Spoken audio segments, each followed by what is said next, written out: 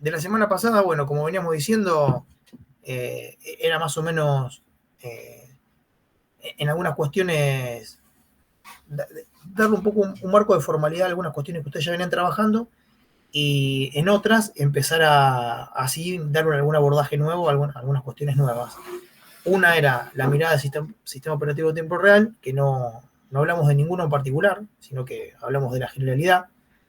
Hay muchos, no hablamos de ninguno en concreto, pero hablamos de la generalidad en los sistemas embebidos, y después hablamos de otra manera de implementar que a lo mejor no habían tenido nunca en cuenta, que es la implementación de los sistemas distribuidos, que es algo que también es una solución que se usa mucho, y hay gente que por ahí, o desarrolladores que le esquivan por el simple hecho de que se tiene esa extraña concepción de que un sistema embebido tiene que estar basado en un solo microcontrolador, eh, lo cual no es enteramente así. Es como que hay muchos factores a la hora de desarrollar algo, entre ellos el costo.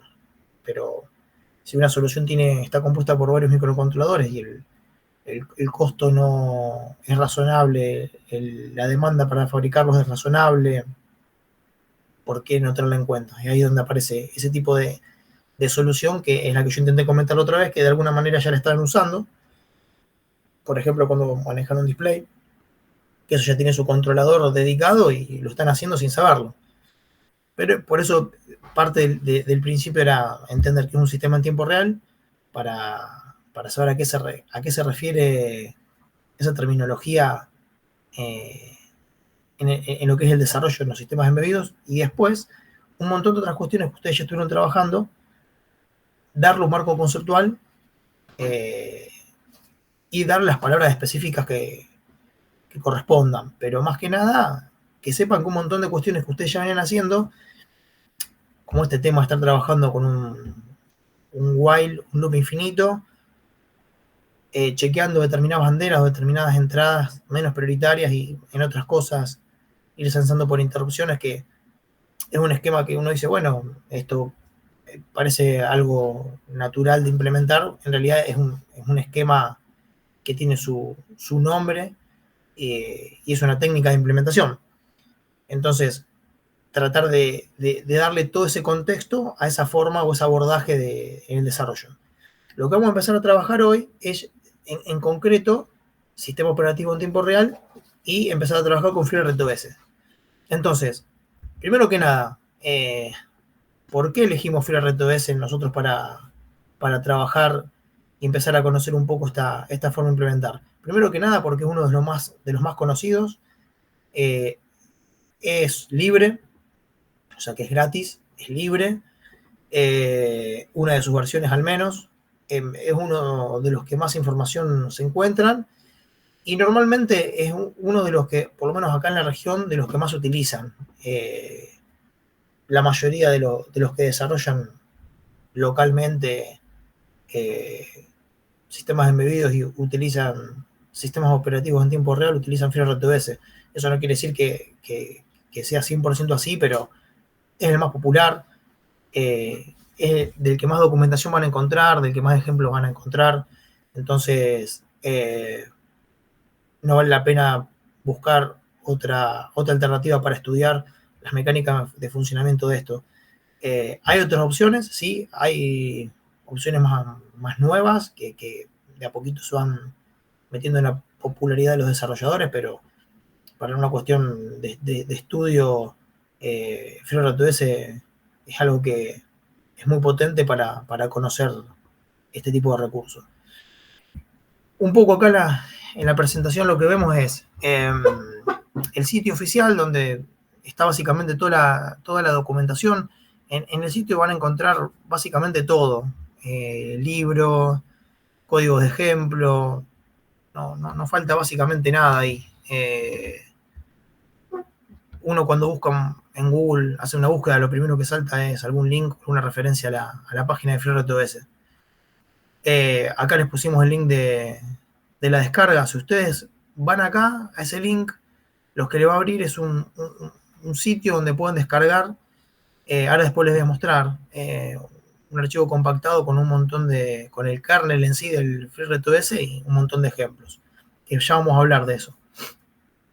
Una página donde está la información propia del kernel, las cuestiones propias del kernel de FreeRTOS, la documentación. Esta parte de documentación es interesante porque está el libro de documentación, hay 2 libros acá. Uno donde se describen todo el API de FreeRTOS y uno donde está el libro de Richard Barry, que es quien lo creó, que es el mastering del FreeRTOS, donde está todo explicado. Y además hay un archivo compactado con todos los ejemplos que están en ese libro, que es muy útil. Bueno, y después, no sé si sabían que FreeRTOS lo compró Amazon, así que bueno, esto AWS es Amazon Web Services. Ahí van a encontrar alguna información adicional de los servicios en la nube que pueden compilarse o estar incluidos en el sistema operativo. Obviamente que se empezó a imponer mucho en el último tiempo todo lo que es Industria 4.0, Internet de las Cosas, entonces Amazon compró FreeRTOS. No sé bien cómo la cuestión comercial ahí, pero Amazon ofrece servicios en la nube, así que bueno, se ve que trata de sostener la estructura de FreeRTOS y darle librerías y herramientas para dar conectividad a esos servicios en la nube. Bueno, acá hay unas preguntas y respuestas. Esto un poco para nutrirse y empaparse de algunas cuestiones de FreeRTOS que vamos a ir comentando. Este mastering de FreeRTOS Real Time Kernel es el libro que escribió Richard Barry. Acá van a encontrar muchas cuestiones propias del funcionamiento y de la API de FreeRTOS. Y esto, el reference manual, está todo el detalle al detalle de todas las funciones, sería el API de FreeRTOS, al detalle. Uno puede, cuando tiene alguna duda de algo de FreeRTOS, pone el nombre de la función y algo en Google, lo primero que te sale de la página de FreeRTOS, o te sale algo del manual, o te sale alguien que tuvo el problema. Entonces, alguna respuesta encontrás. Eso es fantástico. Y después utilicé, y están subidas al campo las presentaciones de Gustavo Muro, que Gustavo Muro es quien estaba a cargo de este tema hasta que se fue hace poquito. Y después utilicé una presentación de un profe de la FIUBA, de la Facultad de Ingeniería de la UBA, que también estaba muy detallado todo, fue mucha utilidad. De todas maneras, hay algunas cuestiones que fui como limpiando esa presentación para armar esta, porque usaba algunas cuestiones de una versión anterior del RTOS, pero bueno, el común en general está presente en la versión nueva también. Entonces, primero que nada, que esto está sacado de un poco también de la definición que te da Amazon de su FreeRTOS ahora, ¿no?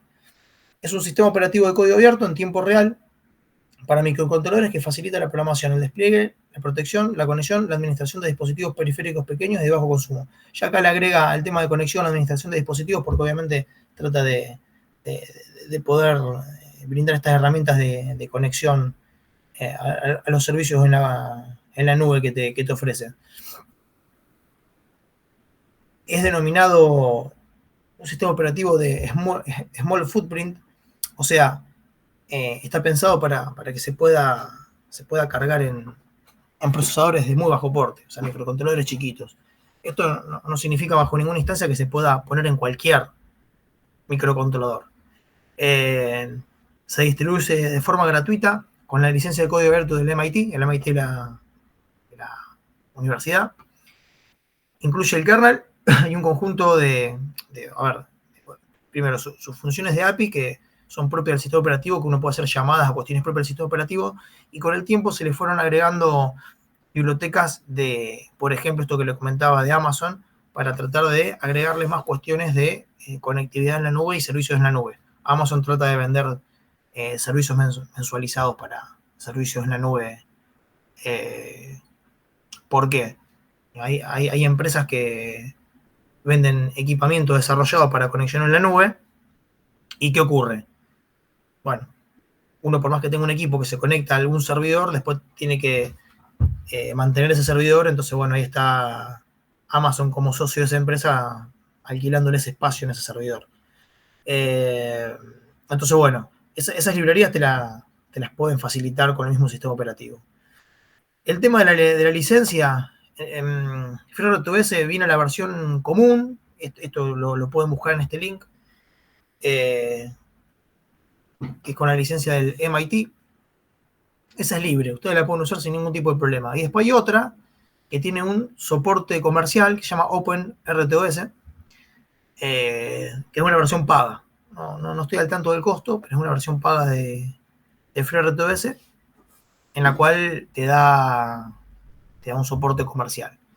Después hay otra versión de FreeRTOS que se llama SafeRTOS, que es una versión más robusta, también paga, más robusta para aplicaciones críticas.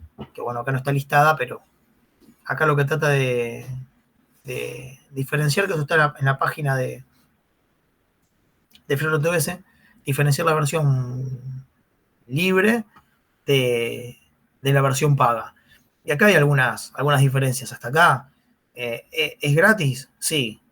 La Open, no es gratuita.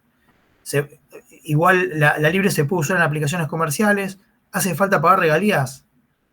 O sea, no. ¿Es royalty free? Sí, no hace falta pagar regalías. ¿Te da algún tipo de garantía? No. ¿Te da algún tipo de garantía OpenRTOS? Sí. Lo otro estás pagando. ¿Te da algún tipo de protección legal? No. Bueno, acá es un contraste entre la versión libre que uno se descarga y puede utilizar y la otra que es paga. Hay una parte que comenta acá, a ver si lo encuentro. Bueno, es más que nada el tema de acá. Fíjense que puedo tener soporte comercial. En las dos te pone que sí. ¿Está bien? Puedo tener. Lo que pasa es que en realidad uno puede pegar el salto de una versión a la otra, si quisiese. Pero el tema es más que nada la protección legal en IP infringement, que sería propiedad intelectual. Y más que nada también tener en cuenta la versión safe, que son, no sé, si uno está usando una aplicación crítica, hay que tener, porque digamos, ¿cuál es el tema? Yo esto lo estoy usando, pero si por alguna implementación de FreeRTOS me genera algún problema, ¿y a quién le echo la culpa? Si FreeRTOS se cuelga, por un bug del kernel, mi aplicación me generó un problema y pasó algo y un accidente, ¿de quién es la culpa? Bueno, con este tipo, yo acá, se quedan desligados de ese tipo de situaciones. Bueno, pero lo importante es que si yo lo quiero usar para aplicaciones, se puede. Y no tengo que pagar nada. Después, una pregunta que se pueden hacer ustedes es: ¿en qué microcontroladores lo puedo usar? El tema principal, bueno, hay varias cuestiones para tener en cuenta. Una de las cuestiones principales son los recursos del micro. El sistema operativo está pensado para usarse en micros de bajo porte, no en micros muy chiquitos. Obviamente que no sé ustedes con qué tipo de micros están acostumbrados a trabajar, pero vienen micros muy chiquitos. Entonces por ahí un Cortex M0 les parece un micro chiquito, pero en realidad un Cortex M0 no es un micro chiquito, es un micro chiquito en comparación con qué.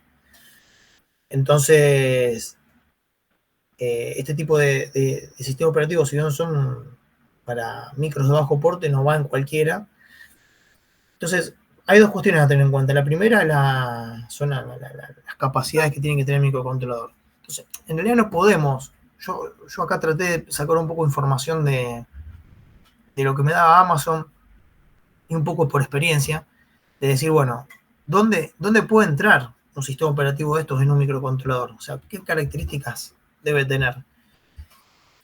Es complicado de decir, porque por más que algún microcontrolador satisfaga algún tipo de característica, después hay que ver FreeRTOS si me diseñó el port para ese micro. Entonces yo ahí ya no me puedo meter. Pero en general, este dato está sacado directamente, el de la velocidad de Amazon, que una sección de Amazon, de AWS, donde especifica estas cuestiones. Dice que el micro que tiene que tener una velocidad de procesamiento de al menos 25 MHz, memoria RAM que sea mayor a 64 KB. Es relativo eso, porque piensen que la placa KL46 que nosotros vamos a usar no tiene 64K de RAM.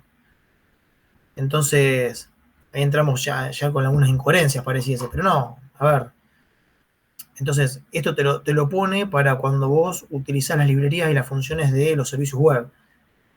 Y yo acá puse que con 32 KB de memoria RAM son suficientes. Eso también es relativo, porque FreeRTOS en su momento sacó ports para micros de 8 bits, para PIC18, que como mucho en su momento cuando lo sacaron, la RAM era de 4K. 4K de RAM.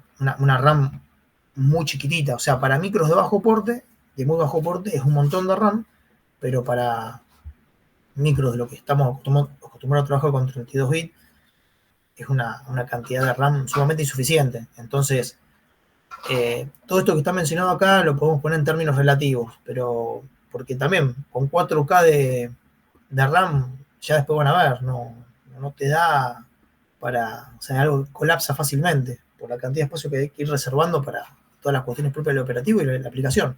Entonces, en términos generales podemos decir que un micro que tenga 32 KB de RAM es una RAM que es suficiente como para alojar el sistema operativo y todas las cuestiones de la aplicación para que corra el sistema operativo. Por eso acá está especificado que esto está puesto, como les decía, son valores referenciales. Hay que ver FreeRTOS el port que saca para ese micro. Pero bueno, como para tener idea. El kernel compilado ocupa aproximadamente 5 KB de memoria flash y no mucha memoria RAM. Hablando del kernel. Del kernel. Los objetos del sistema operativo pueden ser alojados de forma dinámica o estática memoria. Por lo que la creación de los objetos demandará memoria RAM. ¿Qué quiere decir esto? Después vamos a ir viendo a qué, no sé si ya llegaron a ver en los otros temas qué son los objetos del sistema operativo, pero lo que vamos a ir viendo que a medida que se vayan creando cosas que vayan teniendo existencia en el sistema operativo, todo lo que vaya teniendo una existencia en el sistema operativo se llama objeto. No, esto lo vuelvo a hacer la aclaración de la clase anterior. Acá cuando hablamos de objeto no estamos hablando de objeto como la programación orientada a objeto. No viene por ese lado. Viene como la referencia de cualquier elemento creado en el sistema operativo, que tenga existencia en el sistema operativo y que sea tenido en cuenta por el scheduler para verificar algún cambio o contemplado porque simplemente exista, se llama objeto.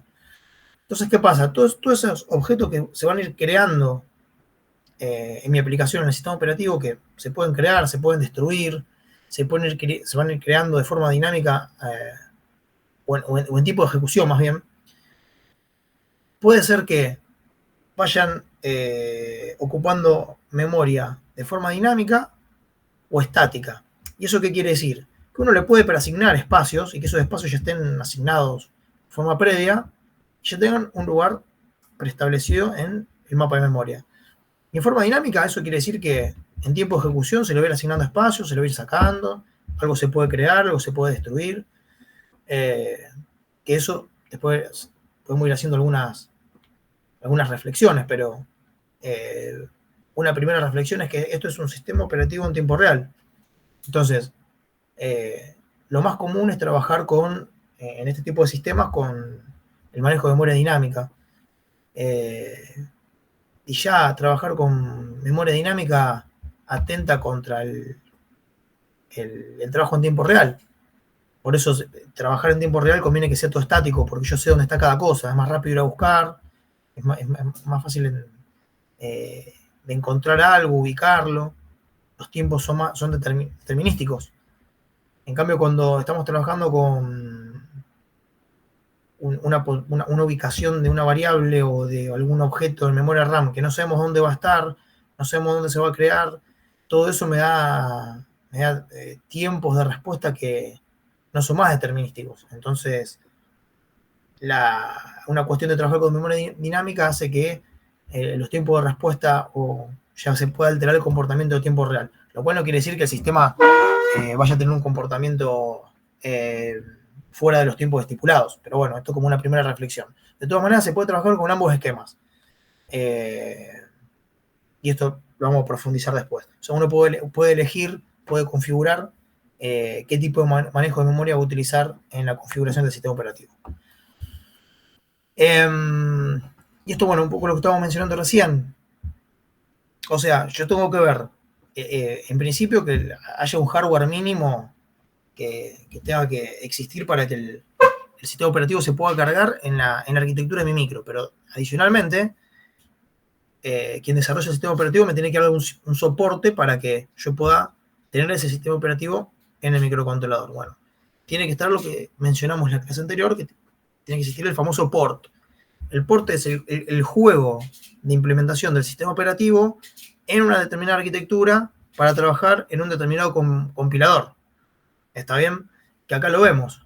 El código fuente, cuando hablamos del portable, el port, que el port habla de la relación del hardware propio del microcontrolador con la arquitectura y el compilador. Todo ese conjunto de cosas, lo que me termina dando es el port del sistema operativo. Entonces, volviendo para atrás, tengo que tener un micro que satisfaga las necesidades y bueno, el que desarrolla el sistema operativo se fijará si implementan un port para el sistema operativo para ese micro, para esa arquitectura y para ese compilador. Después, bueno, si yo satisfago todas esas necesidades, bueno, podré trabajar con eso. Pero bueno, porque supónganse, nosotros tenemos la placa KL46, después tengo que encontrar el port para el sistema operativo FreeRTOS, para esta placa, para ese micro, para poder trabajar. Puede que no exista. Y ahí si el sistema operativo no está implementado con el port para este micro, bueno, es un problema. O si yo estoy acostumbrado a trabajar con el MCU Expreso, o para un determinado compilador, a lo mejor de repente tengo la implementación del port para esta arquitectura, pero para otro compilador. Entonces tendría que migrar de plataforma para poder trabajar. ¿Estamos bien hasta acá? Sí, todo bien. Bueno, perfecto. Después, esto que ustedes ven acá es, cuando ustedes descargan FreeRTOS, está compuesto por un conjunto de archivos. La idea de este conjunto de archivos es que sea independiente del hardware, lo más posible, al menos la cuestión de las funciones propias. En algún lugar de la estructura que yo termino descargando, tiene que haber alguna indicación del hardware con el que yo trabajo, que es lo que nosotros vamos a ver en un rato, cuando estemos explorando un poco la sección de los archivos. Si ustedes ven ahí, van a ver una serie de archivos .c, que son el código fuente o algunos de los archivos del código fuente de lo que es FreeRTOS. Si prestan atención, hay, digamos, parte de la composición, hay task.c, list.c, queue.c, timer.c, event group, croutine. Entonces, estos son parte de los archivos que a veces son sí o sí necesarios para poder correr mi aplicación de FreeRTOS y otras veces son opcionales. Y simplemente, ahora todo lo que estoy diciendo puede ser un poco abstracto hasta que abramos un proyecto. Esto simplemente es include el archivo. Haciendo los include, hago referencia a la inclusión de estas series de funciones del API FreeRTOS en función de lo que yo vaya a usar. ¿Qué pasa?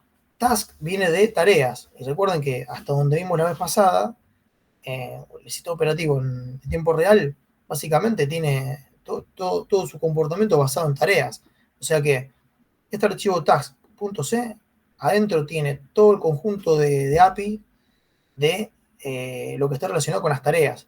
Entonces, always required, o sea, yo siempre lo voy a necesitar esto. ¿Cómo hago? No, es imposible yo tener un proyecto de FreeRTOS donde no tenga que incluir las APIs relacionadas con tareas, porque no existe la ejecución de un sistema operativo que no tenga tareas. ¿Se entiende? Y después hay otros como timers, por ejemplo, que puedo o no usar timers. Esto se relaciona con los timers de software que se pueden implementar con FreeRTOS. Entonces, esto puedo no usarlo. Entonces, si no lo voy a usar, no lo agrego, me quita código de mi espacio de memoria, y al mismo tiempo, en función de cómo el kernel tenga que ir sondeando de alguna manera los objetos que pueden o no estar implementados, gano en velocidad de ejecución o gano espacio en RAM. Entonces, acá sí es crítico lo que no se use, o no incluirlo, o del archivo de configuración, como vamos a ver, explícitamente decir no lo voy a usar. Esto que está acá, que dice Q, está relacionado con las colas de mensajes, que después vamos a ver. Entonces, acá te pone, y casi siempre es necesario, casi siempre es necesario. ¿Por qué? Y porque es raro que no tengas que sincronizar alguna tarea mandando algún mensaje. Entonces, ¿podés tener algún proyecto donde no uses colas? Sí, sin duda, pero es raro que no tengas que intercambiar mensajes entre tareas. Pero lo que sí sabes es que todo lo que sean las funciones, las APIs de tarea, la va a tener que utilizar. Bueno, esto es un poco viendo las capas de las que se compone cualquier proyecto con FreeRTOS. Vamos de arriba para abajo. Tenemos la aplicación nuestra, que básicamente va a estar compuesta de ¿qué? Tareas, como vimos la vez pasada, o como venimos viendo desde que empezamos a trabajar con esta nueva mirada de cómo se implementan las soluciones, donde cada función que llevamos tarea hace algo específico. Entonces nuestra aplicación va a estar basada en tareas. Esa es la capa superior, en el nivel de abstracción, en la capa superior, la capa más arriba. Ahora, abajo de eso, ¿qué tenemos? Y tenemos librerías propias de FreeRTOS y otras librerías de las cuales hace uso en mi aplicación para poder operar. Por ejemplo, pueden ser API de FreeRTOS que me sirven para poder poner en marcha mi aplicación y para que funcionen mis tareas. Y otro tipo de librerías para que mi aplicación funcione. ¿Qué pasa? Las librerías de FreeRTOS, obviamente, que tienen una dependencia en el kernel de RTOS. ¿Está bien? Entonces, toda la aplicación, en general, está basada en el kernel de RTOS, porque de aquí en más es quien va a tener, o sea, toda mi aplicación está basada en el kernel de RTOS. Abajo de eso, ¿qué viene? Y los drivers, todo lo relacionado con las cuestiones propias del microcontrolador, dispositivos, módulos integrados. ¿Y por qué está puesto acá? Por abajo del kernel. Y porque vamos bajando de nivel hasta que llegamos al procesador y periféricos. Lo interesante es que entre el procesador y los periféricos tenemos las capas de drivers, y arriba de eso está el kernel de RTOS. El tema es que ahora yo los drivers, que para poder utilizar algo, por ejemplo, un display, o para poder utilizar un módulo del microcontrolador, de acá en más, rara vez, depende a qué nos estemos refiriendo, van a poder tomarlo y usarlo de forma directa. Muchas veces van a tener que adaptarlo para usarlo con el sistema operativo. O sea, pueden tomar la base de algo que haya estado hecho con bare metal, pero van a tener que readaptarlo a la utilización con sistema operativo. ¿Está bien? Bueno. ¿Hasta acá estamos bien? Sí, sí, es el mismo concepto que el kernel de Linux, que la idea del driver era adaptar el hardware con el kernel y de esa forma aislar el hardware de tu software. Sí, sí. Es que tal cual. La idea, es interesante el comentario que vos haces, porque la idea es que justamente esa relación que vos haces es que en algún momento, como lo estás haciendo vos ahora, empiecen a relacionar todo lo que se ve en la materia. O sea, lo que vieron con José, el sistema operativo, está acá, pero aplicado a otra cosa. Pero es exactamente la misma idea. Entonces, esa relación está bárbara porque justamente sería muy raro de ver acá la implementación de un sistema operativo y de repente la idea sea algo totalmente distinto de lo que se vio en Linux, por ejemplo. Y vos digas, pero pará, si allá la idea es una, ¿por qué acá sería otra? No, justamente eso es lo que va a empezar a pasar. Y de hecho, cuando empiece a pasar el tiempo, van a ver que algunas cosas que van a ver con Luciano, ya las vieron conmigo. Y lo que tiene que empezar a ocurrir es que bajo ninguna instancia sea redundante. ¿Se entiende? Sino que más que las cosas que estemos viendo parezcan una redundancia, se empiecen a entrelazar, ¿no? Que todo sirva como que algo, todos los conceptos que están viendo los empiecen a relacionar una cosa con la otra y cierre. Se diga, no, claro, pero en Linux ocurre esto que es esto que está pasando acá. Claro, porque esto es un sistema operativo cargado en el micro. Es tal cual. Claro, acá lo que no vas a tener es, no sé, un sistema operativo con una interfaz gráfica como lo podés tener en o en Linux o en Windows, pero los conceptos de sistema operativo son los mismos.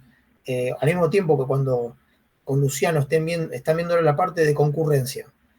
Cuando terminen concurrencia van a ver la parte de cómo comunicar procesos y demás cuestiones. Y todo eso está acá también. Pero es todo parte del mismo universo. Eso es lo que tiene fantástico, porque va a llegar un momento que cuando estén estudiando, y le va a pasar también cuando termine, que muchas veces estudiar algo nuevo, en realidad es algo que ya conocen, visto de otro enfoque, aplicado a otra cosa, pero conceptualmente muchas de las cosas que uno va aprendiendo son cosas que a lo mejor ya tenés vistas desde otro lugar, como estos que estamos mencionando ahora, es decir, esto me suena de sistema operativo, sí, tal cual, es eso, porque esto es un sistema operativo, así que en relación me pareció muy buen aporte. Bueno, ahora sí dejo. Bueno, muestro esto y abro el IDE. Cuando yo quiero ir al IDE para empezar a bajar un poco a tierra, porque vamos a empezar a hablar un montón de archivos y cosas, y para que no parezca que estamos hablando de cosas en el aire. Vamos a abrir un proyecto FreeRTOS. Eh, Hay un montón de cuestiones de funcionamiento de FreeRTOS que se tienen que configurar. Eso se configura en el archivo FreeRTOS config.h. Las funcionalidades que uno pretende del sistema operativo se configuran ahí y eso se va a compilar en función de lo que yo haya seleccionado ahí y tendré determinadas funcionalidades en base a eso. Voy a abrir el link que era, a mí, voy a dejar de compartir un segundito. Abrí el link. ¿Ustedes qué ven ahora? Nada, Nada. no Bien, está compartiendo. bien, bien, pero mal, pero está. Pero yo para mostrarles ese link.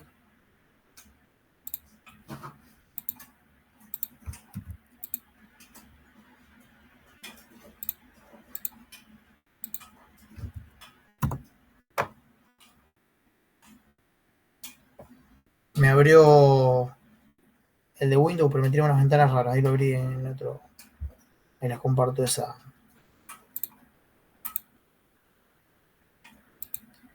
ventana.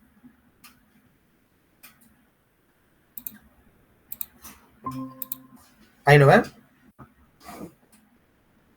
Ahora sí.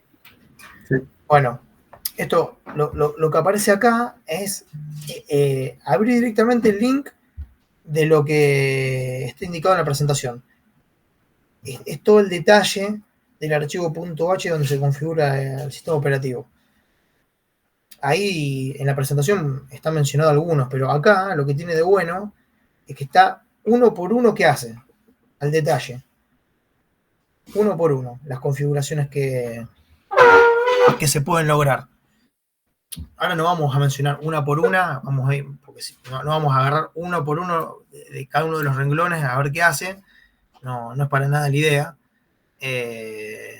Pero era para mostrarles que ese link que te mostraba, para que tengan.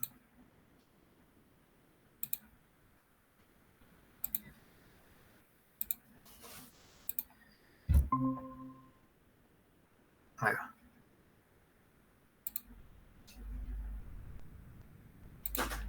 Bueno, Hay algunas configuraciones, acá que están listadas, no entran todas, pero la vamos a ir mencionando a medida que trabajemos con los proyectos. Por ejemplo, esta primera que dice config, y normalmente la primera parte te indica qué es lo que hace. En este caso, la configuración. Hay otros que dicen usar o no. Esto es preemption. ¿Se acuerdan que en la clase anterior vimos que un sistema operativo puede ser preemptive o colaborativo? En este caso, si yo pongo preemption, que sería de preemptive, le puedo decir, poniéndolo en 1, si va a ser preemptive, o sea, apropiativo. Lo cual significa que siempre cuando haya una tarea de mayor prioridad que la que se está ejecutando en ese momento en estado ready, el scheduler le va a dar, en cuanto pueda, el estado de running y le va a sacar CPU a la que se está ejecutando de menor prioridad. Si lo pongo en 0, o sea, si preemption yo lo pongo en 0, el sistema automáticamente pasa a ser colaborativo. O sea, que de ahí en más, todo lo que yo implemente, mi aplicación va a tener que ceder, o sea, las tareas van a tener que ceder de forma explícita al CPU para que otra empiece a correr, si no, bueno, si una tarea no cede CPU, se va a quedar esa tarea ejecutándose hasta el infinito. O sea, cambio el esquema de ejecución. Normalmente uno trabaja con este sistema en preemptive, es raro que lo quiera trabajar de otra manera, pero bueno, es configurable. Otra de las cosas que habíamos visto era, recuerden que el sistema tiene un tick, que ese tick es, supónganse, entre otras cuestiones, cuando tengo tareas de igual prioridad, va a ser el momento en el que chequea si alguna otra tarea de igual prioridad está ready como para que darle uso de CPU. Bueno, yo puedo configurar la frecuencia a la que quiero que ese tick del sistema se ejecute. Por eso lo puedo configurar acá. En este caso, se expresa en Hz y serían 200 Hz. Yo le puedo cambiar ese tiempo. Los 200 Hz normalmente son para mostrar ejemplos. Como yo les decía, el tiempo típico para que esto ocurra son 1 kHz. O sea, a razón de 1 milisegundo. ¿Por qué? Porque si es muy rápido, recuerden que el tick demanda scheduler, demanda CPU, o sea, no es algo que no demande al CPU hacer algo. Entonces, si lo corro muy rápido, uno dice, bueno, voy conmutando entre tareas de una forma más rápido, pero al mismo tiempo le voy a demandar al CPU para que esté haciendo justamente esas tareas de conmutación, no tiene sentido. Entonces, esto es un dato bien práctico. El valor típico que se encuentra es de, no importa cuán rápido sea el sistema, es 1 kHz. Bueno, esto que está acá es un valor donde yo puedo estipular en mi aplicación cuál va a ser la máxima prioridad que pueden llegar a tener las tareas. Es decir, le pongo un techo. La prioridad más baja es 0. Pero ¿cuál es el valor máximo de prioridad que voy a tener? Bueno, yo lo pongo. Es a criterio del desarrollador y en función de las tareas que vaya a tener. Acá tiene puesto un valor de 5, es un valor equilibrado. No hay un número mágico. Uno lo tiene que adaptar, ser criterioso en función de la aplicación que va a usar. ¿Por qué se pone un número? Bueno, como les dije en la clase pasada, el scheduler, cada vez que tiene que verificar si hay una tarea de mayor prioridad, necesita saber cuál es el esquema de prioridades y cuál es la cantidad de prioridades que tiene que revisar para saber si hay una más prioritaria que otra. Si no pusieses un techo, ¿hasta dónde verifica? O sea, tengo una tarea con prioridad 4. ¿Hay una de mayor prioridad? ¿Y hasta dónde verifica? En cambio, con esto dice, bueno, hay una tarea con prioridad 5. Bueno, ¿cuántas tareas hay con prioridad 5 creadas? Una. Bueno, listo. Entonces, es posible que el scheduler vaya eliminando sus tareas. Hay que ver cómo es realmente el algoritmo, pero ciertamente va a alivianar procesamiento y al mismo tiempo le da un techo. ¿Hasta cuánto verificás? Si vos no le pones un techo, bueno, hay infinitas prioridades. Bueno, listo. Hay una de prioridad 4 ejecutándose ahora. Bueno, hay más arriba y hasta dónde verifica. es un poco más complicado. Esto que está acá, que dice Minimal Stack Size, cuando se habla del stack, se habla del tamaño que tienen que tener las tareas o se hace referencia al tamaño de las tareas que se crean. Entonces, esto me da un tamaño mínimo que tienen que tener las tareas. Yo acá les estipulo cuál es el valor mínimo que tienen que tener las tareas para mi aplicación. Esto no quiere decir que tienen que ser de 90 como máximo. Es solamente el mínimo, o sea, de 90 para arriba. ¿Cuál es el valor máximo que puede tener la tarea? Y lo máximo que me dé la memoria RAM y lo que se llama el heap. El heap es una porción de memoria que se asigna en el sistema operativo para justamente alojar todos los objetos que se vayan creando en tiempo de ejecución. Es una cantidad de memoria que se preasigna. Eso no lo puedo separar. Esto que dice task name length, dice 20. Después vamos a ver que cuando yo creo una tarea le pongo un nombre. El nombre es una cuestión identificatoria y yo acá le estipulo cuál es la longitud máxima que se le puede poner. Bueno, en fin, si voy a usar semáforos mutex, si voy a usar notificación directa de tareas, si voy a usar esto que vamos a ver que es, hoy lo vamos a aprender, esto idle should shield, si voy a usar time slicing, si voy a usar contadores semáforos, o sea, todas las indicaciones de lo que yo voy a usar en el sistema operativo. ¿Y por qué sirve todo esto? Sirve porque, primero que nada, esto evidentemente en alguna porción del código cuando se compila debe haber alguna compilación condicional que me asigna o no funciones, lo cual me reduce en principio memoria de programa para cosas que si no lo voy a usar, bueno, descartarlo, y al mismo tiempo seguramente optimiza el uso del sistema operativo porque mientras menos cosas tenga en cuenta el sistema operativo cuando se ejecuta, va a ser más rápido y va a responder de una manera más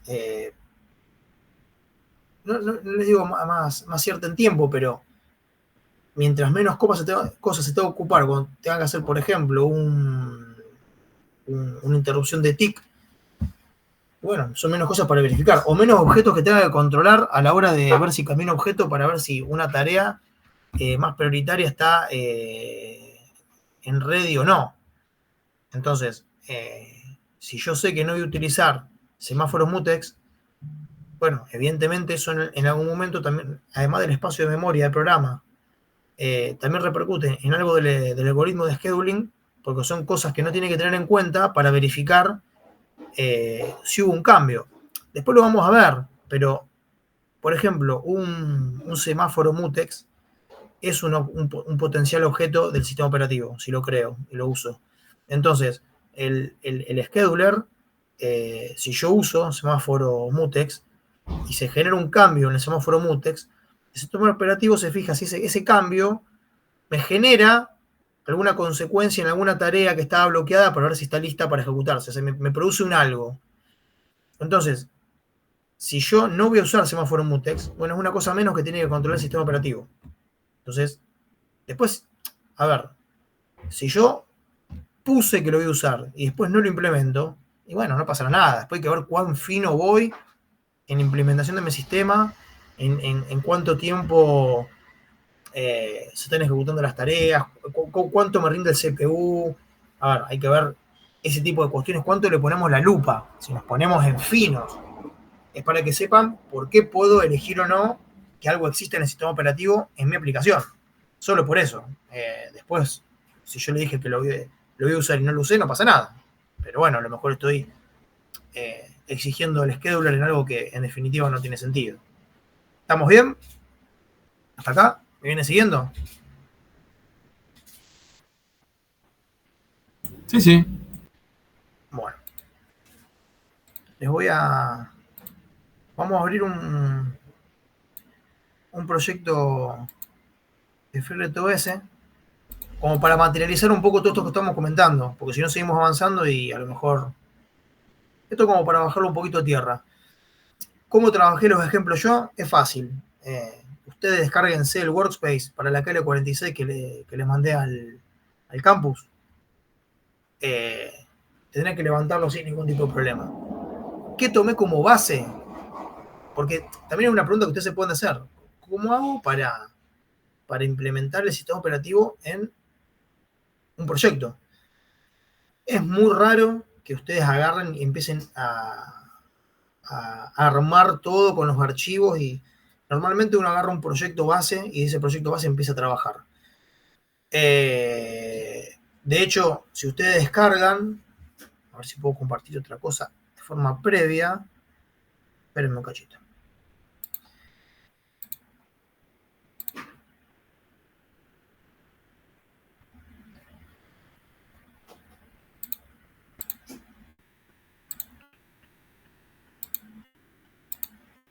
¿Dónde está acá? Sí, acá.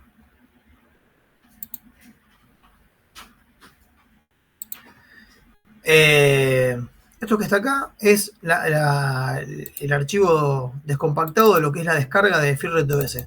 Si ustedes lo abren, acá van a tener FreeRTOS, el código fuente. Esto es el código fuente. Vale, lo están viendo, ¿no? Porque por ahí.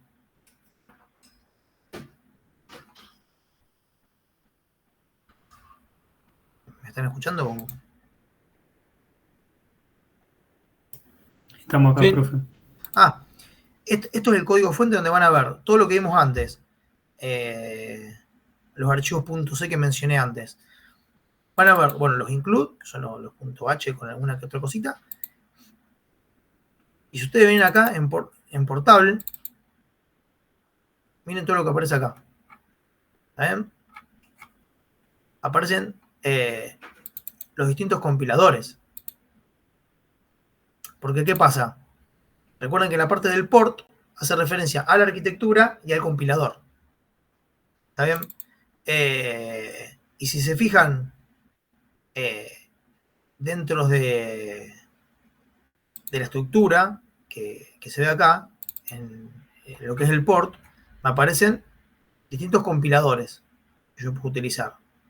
Si uno va abriendo, bueno, aparecen distintos compiladores para distintas arquitecturas. Y acá aparece el archivo .port.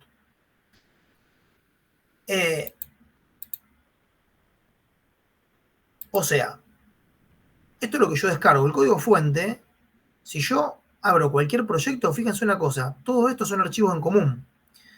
En la parte de portal, yo cuando entro acá, pónganse, vamos a entrar de vuelta a CSS. Este es un compilador. Yo me meto acá, voy a abrir el archivo .port. ¿Qué ven ahí? ¿Ven algo o no ven nada?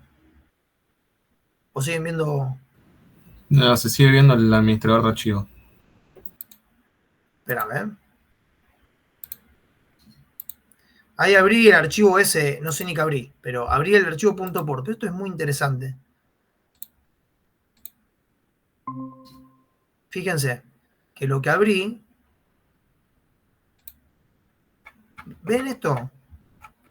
Esto es lo que tiene relación con el hardware. Esto tiene relación con el hardware del microcontrolador. Esto es lo único que tiene relación con el hardware. Todo lo otro,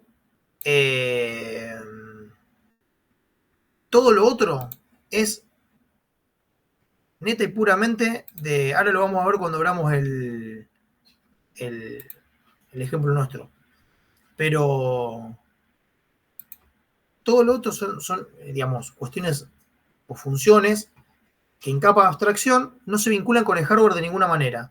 En FreeRTOS, o en la estructura como está planteada, lo único que se relaciona con el hardware es lo que esté en los archivos port. Ahora vamos a ver acá. Entonces, cuando ustedes se bajan los archivos estos de esa carpeta, bueno, yo me fui a la parte que decía código fuente. Hay otra parte que dice demo. En la parte que dice demo están códigos de ejemplos base resueltos para determinados micros. Y en realidad vos te parás ahí.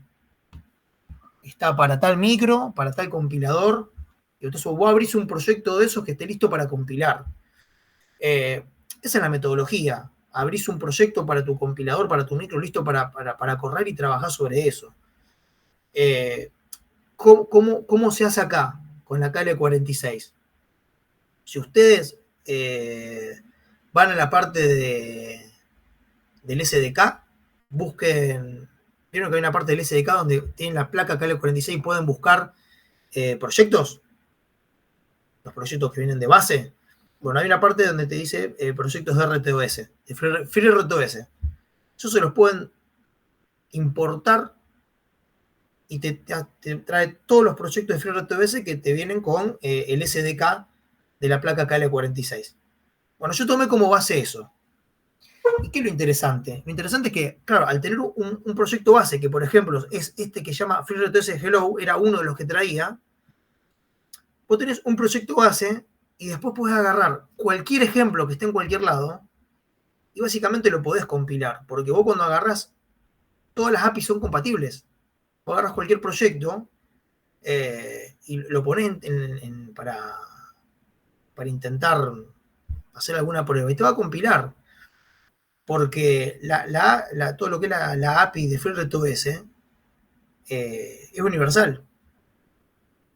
Vos ya tenés un proyecto adaptado para el port. Entonces, fíjense que si nosotros abrimos este que es un proyecto Hello, que este es el proyecto básico que te trae, que creo que ni lo toqué, que es el que te trae de esta importación de proyectos del SDK de la placa KL46. Vamos a ver un poquito cómo es la estructura de archivos. Bueno, en Source, vamos a Source. ¿Qué tenemos? El archivo FreeRTOS hello.c. De hecho, van a haber un montón de proyectos que el archivo .c principal se llama así. Si lo abro, esta es donde va a estar la aplicación. Se van a crear las tareas, van a estar incluidos los archivos H de las cuestiones que pueden o no usarse. Y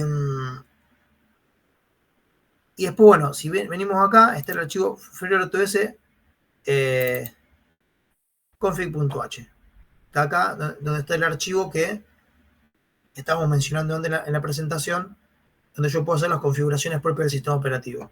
Yo acá configuro todo lo que tengo que configurar el sistema operativo. Este archivo .h no es universal, depende del port. ¿Está bien? Yo a lo mejor abro este archivo y acá me encuentro algunas cosas y a lo mejor abro el port de otro micro y algunas cosas no están. Por ejemplo, puede haber un tratamiento diferente para las interrupciones, por ejemplo. O puedo encontrar alguna cosa un poco distinta. Las cuestiones comunes, básicas del sistema operativo las voy a encontrar, pero puede haber algo diferente. Puedo encontrarme con algo diferente. Y después, vamos a buscar acá, esto es lo que le quería mostrar. Bueno, esto es importante, lo vamos a ver después. Un cachito.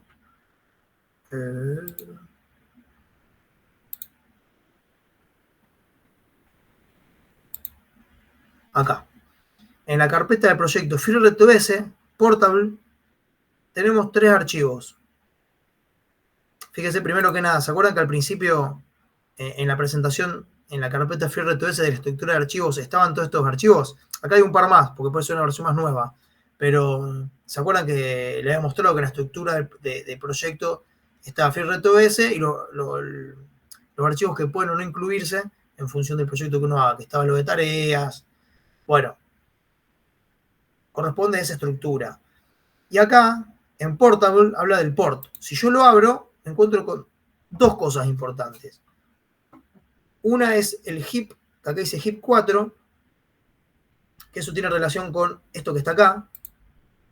Ven que acá dice FreeRTOS Memory Scheme 4.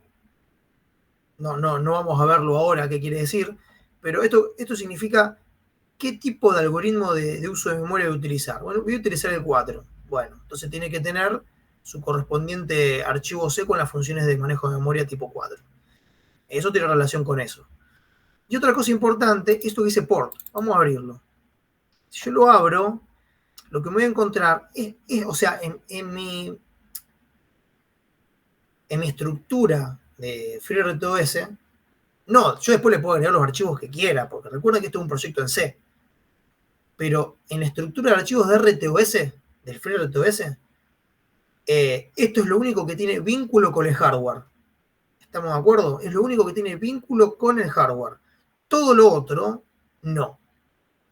En capas de abstracción no tiene ningún vínculo con el hardware. Por eso yo puedo agarrar, de hecho me pasó, yo para hacer el ejemplo de los timers, encontré un ejemplo que está hecho para el SP32 y agarré el ejemplo, literalmente, hice alguna modificación después porque no me gustaba una cosita y lo adapté para la cuestión de explicarles algo, pero literalmente copié y pegué. Copias y pegás y adapté alguna que otra cosita, pero la parte de API y la parte de funciones, o sea, lo copié y lo pegué y corrió, compila. ¿Por qué? Porque todo eso es independiente de la plataforma de hardware. Que eso es lo importante. Vos le decís sobre quién vas a compilar, pero todo lo que es tu proyecto de FreeRTOS tiene que funcionar. Entonces, cuando usted habla en el archivo port.c, fíjense, ¿qué van a encontrar acá? Bueno, esto es lo único que van a encontrar relacionado con el hardware. Y de hecho, fíjense cuánto está relacionado con el hardware, que ahora vamos a hacer algunos comentarios de esto. Fíjense, el SBC Handler, eso está relacionado con el manejo de las excepciones. Acá fíjense que comienza el scheduler, pero fíjense esto que está acá. Esto es assembler. Ya si yo estoy hablando que estoy manejando assembler, no hay algo que se estreche más con la arquitectura de un micro que el assembler, porque estoy usando los mnemónicos, estoy utilizando el set de instrucciones de ese micro. O sea, más vínculo que el hardware propio de este microcontrolador no voy a tener. Entonces, acá lo que vemos es que, y les quería dejar claro, que en este proyecto lo que tengo, el vínculo con el hardware es en la estructura del proyecto FreeRTOS, lo tengo en este archivo. ¿Estamos bien? Entonces, tiramos para atrás. Cuando abran el proyecto, van a Source, la aplicación principal y después la de configuración del sistema operativo. A ver, esto simplemente para que lo sepan, ¿no? Eso ya viene configurado así, viene armado así, no van a tocar nada de eso, pero es para que sepan y comprendan la estructura de cómo está conformado. Pero lo que sí es importante, el archivo .h de FreeRTOS config, que es donde yo puedo hacer configuraciones que sí me pueden hacer la diferencia en el funcionamiento. De hecho, fíjense, esto está corriendo, esta aplicación, a 200 Hz, el tick del sistema operativo. Bueno. Y después acá van a ver que la aplicación en sí, que es muy sencilla, ahora vamos a entrar cuando avancemos con la presentación con los detalles propios, pero ¿se acuerdan que la clase pasada dijimos que es una aplicación en C que inicializa esto? Se tienen que acordar básicamente de lo que vienen trabajando en Sistemas Digitales 2 o cualquier proyecto. Inicialización del board con los pines de entrada-salida, inicializo el clock, o en este caso la consola de depuración, y acá llamo una función. ¿Se acuerdan que en la presentación anterior decíamos que el sistema operativo tiene una función del API que me permite invocar la creación de una tarea para poder crear las tareas que van a usar mi sistema o utilizar mi sistema operativo? Bueno, acá esta función xTagCreate, ahora vamos a entrar en detalle, es quien me permite crear una determinada tarea que va a ser parte de mi sistema. A grandes rasgos, no hay que ser un erudito de esto para entender que esto que está acá me crea una tarea y después en algún lugar esa tarea tiene que hacer algo. Bueno, esa tarea está acá.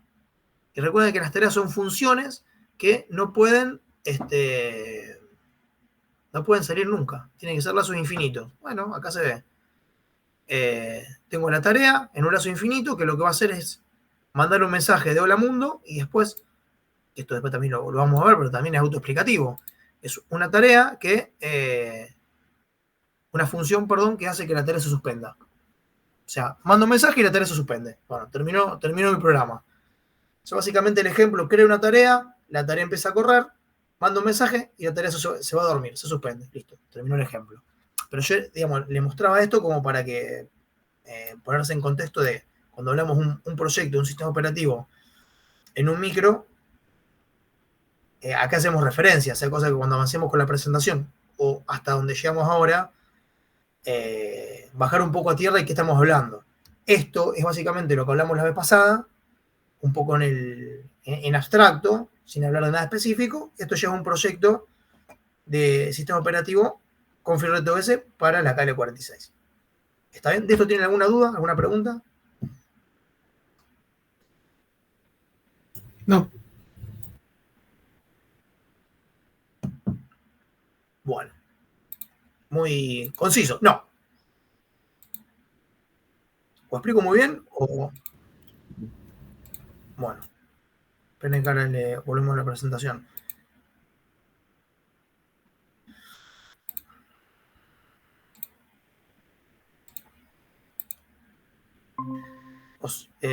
Me detuve acá porque si yo sigo avanzando acá sin mostrarle qué es esto en el proyecto, es como que parece que estamos hablando de un concreto que no lo es.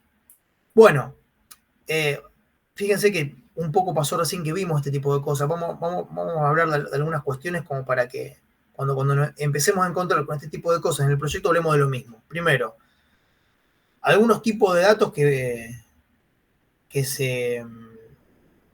existen en el sistema operativo. TIC-type es un tipo de dato que tiene relación con el dato, el periódico de interrupción del TIC del kernel, del sistema operativo. ¿Está bien? Van a ver que algunas cosas que vamos a utilizar van a ser del tipo TIC.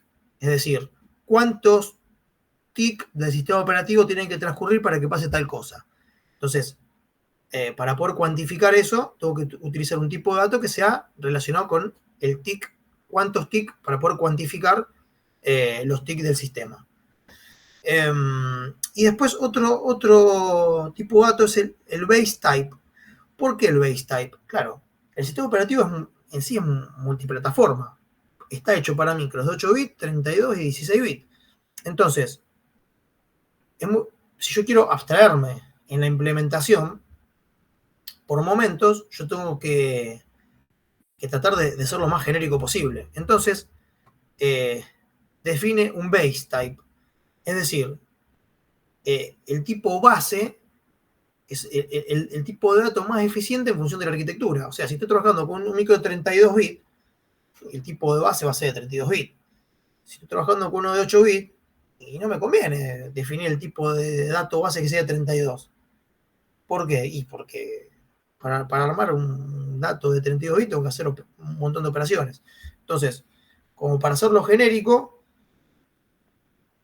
cuando yo utilizo un sistema, directamente se habla de el tipo base. Y en algún lugar estará definido que el tipo base va a ser 1 de 32, 16 u 8. Y después hay algunas convenciones con el tema de las funciones. Como ya vieron, fíjense que había la función de crear la tarea, se llama xtaskCreate. Entonces, primero que nada, el nombre de la función hace referencia al archivo .c de la librería que lo implementa.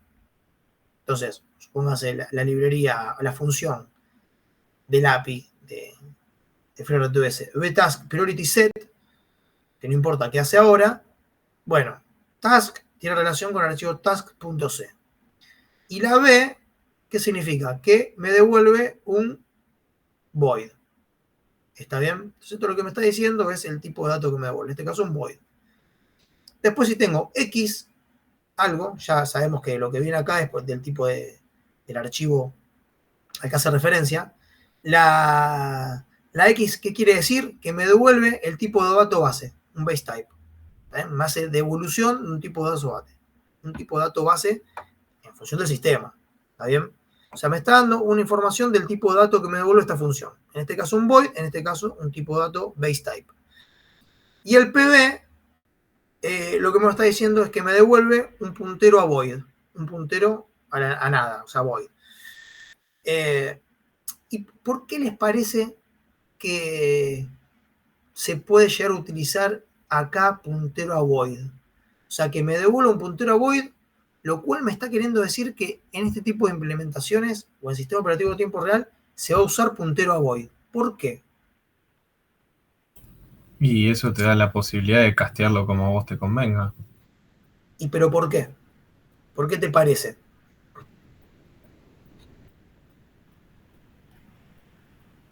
No sé, podría estar relacionado con el tamaño de las variables que estés manejando. Sí, en principio, que el tipo de dato no está definido, porque es multiarquitectura. Vos no Claro, sabés si va a ser de 8, de 16, 32, entonces tiene que ser un puntero a void, primero que nada por eso, y también porque puede haber puntero a funciones, puede haber puntero claro. a múltiples cosas. Entonces, necesito manejarlo con puntero a void. O sea, algo que se va a ver bastante acá. Viene relacionado por ese lado. Otra cosa, FreeRTO se utiliza SysTick, PendSB y SBC. O sea, este tipo de interrupciones. SysTick, ya saben, es el timer del core. El timer lo utiliza para el tema del tick del scheduler. O sea que yo no puedo utilizar el SysTick. Ustedes dirán, lo pierdo, ¿no es cierto? Dirán, pierdo el SysTick. Sí y no. O sea, lo pierden porque el sistema operativo lo toma para el tick, para hacer el tick o para, bueno, en este caso el tema del scheduler, pero me dan maneras de poder no perderlo del todo. Y después, el PendSB y SBC, esto está relacionado con el manejo de excepciones. Esto se utiliza para los cambios de contexto. Recuerden que en el cambio de contexto, que es cuando una tarea deja de ejecutarse y se ejecuta la otra, yo necesito memorizar qué registro del CPU está usando, guardar el dato del stack, el program counter, bueno, todo eso se utiliza para lograr de forma, o sea, como corresponde el cambio de contexto. Cuando todo esto lo pierdo, o sea, yo no puedo reconfigurar el stick o intentar reconfigurar algo de esto. Si yo intento tocar algo de eso, mi sistema va a fallar, la implementación va a fallar. O sea, esto lo pierdo, no lo puedo utilizar. No lo puedo usar. Lo que puedo hacer con el SysTick es aprovechar algo que me dé el API o que me dé el sistema operativo para poder ver cómo, porque recuerden que el tick es periódico, entonces bueno, evidentemente eso ocurre, la ocurrencia existe, entonces a lo mejor yo pueda acoplarme a ese evento de ocurrencia y aprovecharlo. Bueno, sí, se puede, pues lo vamos a ver. De hecho, una de las cosas en sistemas digitales 2 que lo utilizamos, ¿para qué era el SysTick? Para el tema del pulsador. Para el tema del pulsador lo utilizamos para leer los eventos de pulsado. Bueno, ahora parecería que lo perdemos. Pero bueno, ya vamos a ver que podemos buscar la vuelta para no perderlo del todo. Bueno, tareas. Entonces, la aplicación se estructura en un conjunto de N tareas. Autónomas entre sí, bueno, hasta por ahí nomás. O sea, autónomas significa que pueden ser tareas que estén haciendo. No tiene que haber una relación estricta entre las tareas. Se refiere a eso. Pueden estar haciendo cualquier cosa. Después, obviamente que como esto está trabajando en un mismo sistema, normalmente tienen que articular de alguna manera para resolver algo. Pero no necesariamente una tiene que tener una dependencia sobre la otra. Cada tarea ejecuta su propio contexto, que es el stack. O sea, ya nace la definición de stack, que creo que la habíamos mencionado antes. Stack es la porción de memoria RAM que se le asigna a una tarea para su ejecución. Cuando uno crea una tarea, le asignan una porción de memoria RAM que se llama stack. Y recuerden que acá hablamos de un minimal stack size. O sea que en ese caso, el espacio mínimo de tamaño va a ser este que se especifica acá, para cada tarea. Menos que eso no se le puede asignar. El scheduler es responsable de iniciar la ejecución de las tareas, detener para pasar a ejecutar otra o terminar su ejecución. Siempre que varios procesos deban ocurrir en paralelo, son candidatos a hacer tareas. O sea, uno cuando está planificando, dice, bueno, a ver, ya es tarea propia del programador y de la experiencia. Lo que le va a ocurrir cuando empiecen a trabajar con esto, no sé si alguno ya trabajó con esto. ¿Están acá? Un poco, sí. No, yo no. Eh, El tema básicamente es, cuando uno va a trabajar con esto, dice, bueno, ¿cómo divido mi sistema en tareas? Porque normalmente uno dice, bueno, listo, entonces hago una tarea que detecte una entrada y otra tarea que detecte otra entrada y otra tarea que active una salida y entonces uno trata de dividir la solución en un montón de tareas porque simplemente puede. Y no, tiene que tratar de ser criterioso en qué actividades engloba en una tarea, qué actividades engloba en otra. O sea, eso es una cuestión de experiencia, porque también sobrecargar el sistema de tareas no es algo que sea necesariamente positivo, porque es más carga para el scheduler y más cuestiones que van a ver que con el tiempo, no es que uno le tira tareas y el sistema, bueno, las hace en paralelo y no, uno tiene como programador la responsabilidad de asegurarse que todo se ejecute armoniosamente entre tareas, que ninguna tarea se quede en algún momento sin ejecutarse. O sea, hay un montón de cosas que si el sistema crece en cantidad de tareas de forma innecesaria, me complico yo solo la resolución de mi problema. Entonces, bueno, Richard Barry, que es el creador de FreeRTOS, citándolo a él, las tareas se implementan como funciones de C, lo único especial es que tienen es un prototipo que debe devolver void y recibir un puntero a void como parámetro. ¿Bien? O sea, devuelven un void y reciben un puntero a void como parámetro. Su particularidad. Cada tarea tiene su propio punto de entrada, sección de inicialización, lazo de control, generalmente tiene un loop infinito donde se ejecuta su código. Las funciones de tarea, en adelante tareas, las funciones de tarea, en adelante tareas, en FreeRTOS no deben retornar bajo ningún concepto. Esto ya lo comentamos la otra vez. No deben incluir un return ni ejecutarse hasta la llave de cierre. Si eso pasa, si una tarea llega hasta la llave de cierre y sale de ahí, el sistema va a un hard fault. Ahí, eso no debe ocurrir nunca. Si una tarea deja de ser necesaria, puede eliminarse explícitamente. Sí, las API de FreeRTOS me permiten eliminar una tarea. O sea, una vez que yo creé una tarea, a ver, ¿qué quiero decir? ¿Por qué crearía una tarea y después la eliminaría? Bueno, hay que analizar cada caso. Recuerden que una tarea, cuando la creo, me ocupa stack, o sea, me ocupa memoria RAM. Entonces, hay veces que a lo mejor una tarea se ejecuta una vez cada una hora, pero mientras se ejecuta una vez cada una hora, y en toda esa hora que no se está ejecutando, a lo mejor hay otras cosas del sistema que sí. O sea, a lo mejor puedo crearla cada una hora, que haga lo que tiene que hacer, y la elimino. Simplemente para ahorrar memoria RAM, porque no sé, me hace falta. O sea, no es algo descabellado que una tarea se destruya o se elimine. Uno en primera instancia dice, bueno, la creé, ¿por qué la voy a eliminar? Es como decir, creo una función, la ejecuto y después la borro. Hablamos de ese tipo de cosas que al programador de C y MVI le cuesta, o no está acostumbrado, pero bueno, en este caso el scheduler es el que se encarga de crearla y eliminarla. Uno simplemente invoca un API, elimina, cree, listo. O sea, no es algo descabellado. Entonces, bueno, como mencionamos, las tareas tienen prioridad de ejecución, 0 es la de menor prioridad. Hay una etiqueta, un define de task idle priority, que esto simplemente vale 0 en el sistema operativo. Entonces, normalmente uno cuando crea una tarea, le puede, dentro de los parámetros que le da, le dice cuál es su prioridad. Entonces, hay veces que en vez de poner un número, le dice task idle priority más 1, más 2. Entonces, referencias la prioridad de la tarea que vas a crear en relación a la idle, o sea, a la tarea ociosa del sistema operativo. Simplemente para tener una referencia. Esto no es obligatorio. Ni siquiera les puedo decir que es una buena práctica, que si no está hecho así está mal. La tarea tiene que tener una prioridad. Se suele hacer esto, pero si no está hecho así, directamente se pone prioridad 1, 2 o 0, también está bien.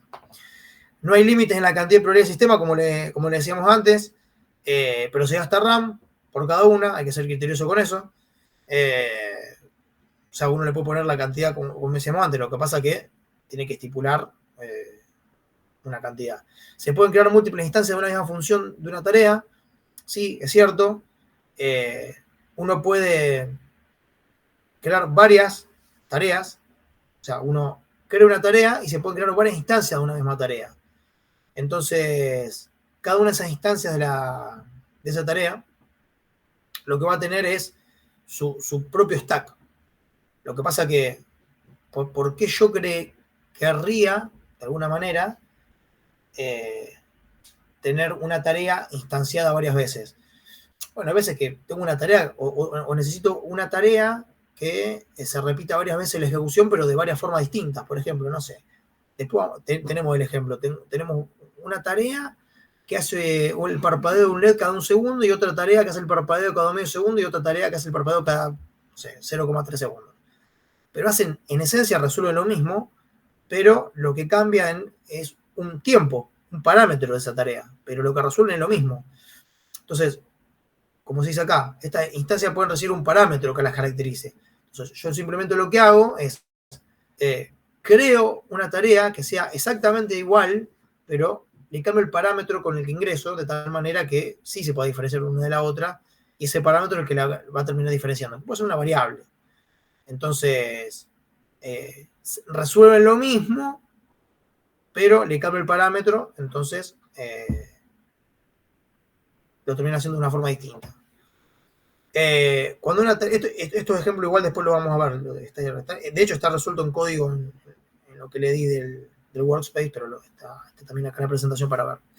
Cuando una tarea deja de estar en ejecución, las referencias a las variables alojadas en su pila dejan de ser válidas. Y sí, porque la función no está más en ejecución. O sea, es lógico que eso ocurra. Pasa a ser relevante la tarea que se está ejecutando en ese momento. Al ser funciones en C, se aplican las mismas reglas de visibilidad de variables. Se pueden compartir memoria entre las tareas usando variables globales. Lo que hay que tener cuidado acá es cuidado por el recurso compartido. O sea, ¿cómo pueden compartir datos? Y la manera más elemental es una variable global, que es peligroso, y peligroso porque justamente una de las cosas que vimos con el tema de concurrencia, si con una zona compartida, no es la mejor manera de compartir datos entre tareas. Hay que usar algún otro tipo de mecanismo. Pero como todo esto está escrito en C, las reglas de C se siguen cumpliendo, por ende es válido desde el punto de vista de la sintaxis y de la estructura de un programa en C, no es recomendable por justamente el tema de recurso compartido y concurrencia. Un criterio para asignar las prioridades es, como estas cuestiones de diseño que mencionábamos antes, preguntarse si el evento que va a atender una tarea puede esperar, no puede esperar, porque ¿qué pasa? Recuerden que nosotros estamos como generalidad hablando de sistemas preemptive, o sea, apropiativos. En los sistemas apropiativos, la tarea de mayor prioridad, en cuanto esté ready, pasa a tomar uso del CPU y comienza a ejecutarse. Entonces, eso le da mayor velocidad de respuesta a un evento. Si una tarea yo la pongo más prioritaria, esa tarea atiende una situación, una entrada, un evento que necesite una respuesta veloz, va a estar bárbaro. Por eso tengo que ser criterioso. ¿Cómo elijo las prioridades? O cómo asigno las prioridades a las tareas en función de lo que tienen que hacer. Tengo que ir viendo qué resuelve y con eso veo qué prioridad le doy. ¿Por qué? Se debe evitar el hambreado o starving de las tareas de menor prioridad. ¿Qué es eso? Si yo tengo una tarea de mayor prioridad y una tarea de menor prioridad, si la tarea de mayor prioridad nunca, en ningún momento, hace algo para soltar el CPU, la tarea de menor prioridad no se va a ejecutar nunca. Cuando ese proceso donde una tarea de menor prioridad no se ejecuta nunca, porque una tarea de mayor prioridad siempre se está ejecutando, se llama hambreado o starving. Y la tarea esa es un error. O sea, hay veces que no es un error en sí, porque justamente vos necesitas que una tarea de mayor prioridad se ejecute por encima, está pensado así el sistema. La tarea de mayor prioridad se ejecute por encima de la de menor prioridad. Pero bueno, puede ser que vos no quieras eso y sea un error que la tarea de menor prioridad no se ejecute nunca. Que si no se ejecuta nunca, ¿para qué existe? Bueno, son las cuestiones que hay que plantearse cuando uno está empezando a plantear las prioridades de las tareas. Entonces, bueno, ahí uno tiene que plantearse de forma detallada los eventos, qué cosas van a ocurrir, qué entradas hay, los tiempos de respuesta. Bueno, tiene que hacer todo ese análisis antes de empezar a tener una línea de código para ver cuáles son las tareas, qué cosa va a resolver cada tarea, qué tarea puede suspender su ejecución cuando aparezca otra tarea de mayor prioridad. Bueno, son las cosas que uno tiene que plantear al momento de diseñar un sistema de esta naturaleza. Entonces, ¿hasta acá venimos bien? Sí.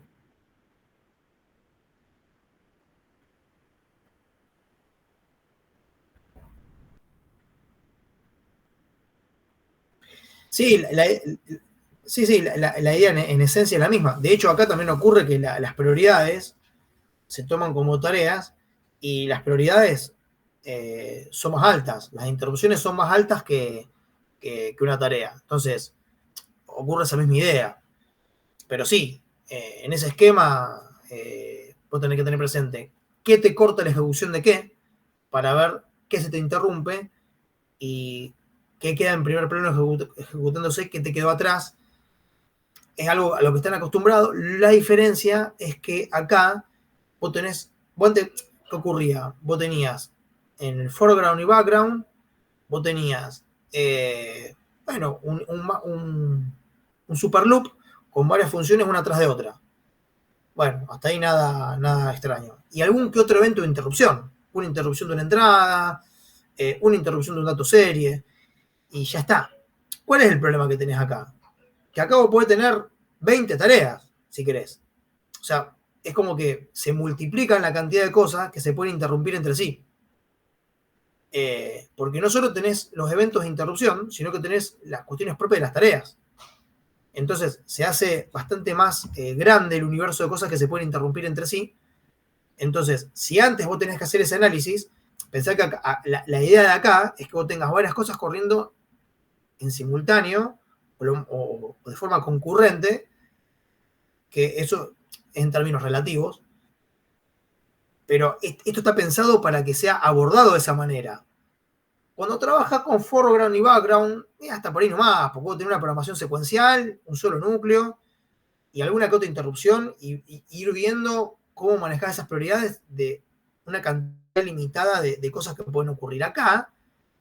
Si vos tenés un sistema, yo digo 20 tareas, por lo mejor de menos, 10 tareas, se le suman las interrupciones más las 10 tareas. Y esas 10 tareas normalmente tienen que articular entre sí para que todo esto se orqueste para que funcione de una determinada manera. Entonces, es como que esto inherentemente está pensado que antes de tener una línea de código, vos plantees de alguna manera cómo vas a diagramar, qué va a resolver cada función de tarea, qué va a resolver cada tarea, para ver cuál es más prioritaria en función de lo que atiende, para ver quién puede interrumpir a quién, porque está bien, haciendo 2 o 3 tareas no pasa nada. El tema es también cuando empezás a agregar todos los recursos propios del sistema operativo. ¿Se entiende la idea de lo que apunto? O sea, está bien lo que me comentás, es esa idea, ese mismo concepto de ver el CPU es 1. Hay que ver cuándo lo doy el CPU para que pueda hacer algo. La diferencia es que acá yo reparto tiempo de CPU con tareas de menor prioridad, de igual prioridad. Cuando tengo tareas de igual prioridad, reparto CPU, pero al mismo tiempo, cuando aparecen tareas de mayor prioridad, esas tareas de mayor prioridad le sacan CPU a las de menor prioridad, se van a ejecutar eso. Si no tengo todo medianamente orquestado, esa tarea de mayor prioridad puede no devolver nunca la ejecución a las tareas de menor prioridad. Y más aún, cuando empiezo a sincronizar la ejecución de cosas entre tareas, puede ocurrir algo que se llama inversión de prioridades, donde una tarea de mayor prioridad se bloquea por un recurso que no le larga una tarea de menor prioridad. O sea, es una inversión de prioridad, porque una de menor prioridad me bloquea una de mayor prioridad. O puede ocurrir algo que se llama deadlock. ¿Qué es? 2 tareas se bloquean entre sí porque una tarea necesita lo que tiene la otra y la otra necesita lo que tiene la que mencioné al principio. Y ninguna de las dos lo cede y se quedan ahí esperando. Entonces, empiezan a ocurrir esas cosas que en la programación que veníamos trabajando hasta ahora no ocurrían. Porque todavía no empezamos a trabajar el uso de compartir recursos o si una tarea va a generar un dato y si ese dato no lo genera, se me bloquea una tarea hasta que ese dato no me lo libere una otra tarea.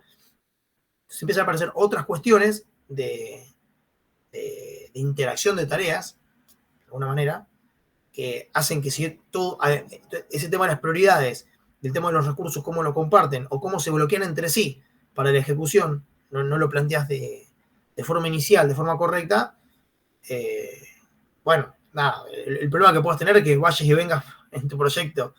Pero bueno, este proceso es normal. Al principio van a ver que van a ir resolviendo cosas sencillas y como estuvieron trabajando hasta ahora. Ahora pueden trabajar proyectos más grandes de como están acostumbrados y acá le va a pasar lo mismo. Y siempre en este tipo de cosas uno comete errores y va y viene, porque esto es mucho base de experiencia. Por más que uno le indique cosas, es todo basado en experiencia. No sé si quede claro o me fui un poco por la tangente nomás. Un poquito. Bueno, entonces, las tareas en esencia tienen dos estados, en esencia. Not running o running. ¿Eso qué quiere decir? ¿Están corriendo o no están corriendo? En el sistema operativo puede haber una sola tarea corriendo. Estos son sistemas operativos de un solo núcleo, o sea que puede haber una sola tarea que esté corriendo. Entonces, cuando la tarea no está corriendo, todas las tareas que no estén corriendo están no corriendo. Y una sola, que es la que va a estar corriendo en ese momento, tomando el uso del CPU. ¿Está bien? Hay que ver cuál es el criterio que se va tomando para decir, esta está corriendo y las otras no. Pero en esencia, una sola está corriendo y el resto están ahí a la espera de poder tomar el uso del CPU. Entonces, esto es básicamente lo que estábamos diciendo decían. No hay mucho que decir acá. La estructura de una... Esto es FreeRTOS, ¿no? La estructura de una tarea, es como vimos en el ejemplo anterior, es esta. Primero, devuelve un void y tiene como argumento de entrada un puntero a void. ¿Está bien? Tiene que estar compuesto por un lazo infinito. Puede ser un for, como esto, un while 1, algo. Es de la única manera que... O sea, sí o sí tiene que ser un lazo infinito. No. No le presten atención a esto que está acá, porque simplemente te dice eso. Fíjense que acá al final hay una función del API que dice betas delete. Esto borra la tarea. Lo menciono ahora para que se sepa, después lo vamos a volver a mencionar. Ven que acá dice betas delete y como argumento entra un null. Cuando el argumento entra a null, quiere decir que se borre la misma tarea donde se está ejecutando. En este caso, como estoy ejecutando esta tarea, bueno, borrame esta tarea, eliminala. Entonces, si esto no existe, este lazo infinito, si no existe, lo que ocurre es que esta tarea hará todo lo que tenga que hacer y cuando llega al final se borra. Bueno, esto está perfecto. O sea, esto está puesto como una seguridad. O sea, que tu lazo infinito se queda acá y si por algún motivo este lazo se rompe y viene para acá, la tarea se elimine.